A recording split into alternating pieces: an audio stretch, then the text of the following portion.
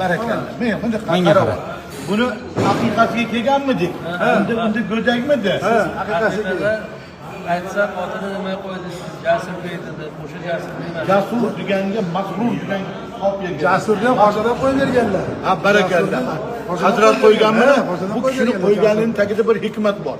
Har bir narsani qopiyati bor. Jasur hayoti masrur, ya'ni baxtli bo'lsin degan. Xursandchilik bo'lsin degan. Voy amin. Uni go'dakdan ham amin. Xudo bo'lsin, rizqi bo'lsin. Yaxshi, dadasining oti nima buni? Ulug' bejonni bolasi ulug' bo'ladi, qadami qutlug' bo'ladi, hamyoni to'liq bo'ladi.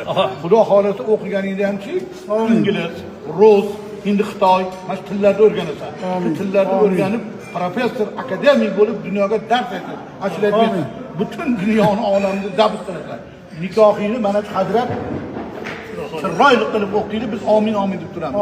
Tezroq kamolda buning uchun o'qi. O'qing a'lo, bo'ling dono degan bizga Haq taolo. Alloh kelajagimiz. Necha pora o'qidingiz?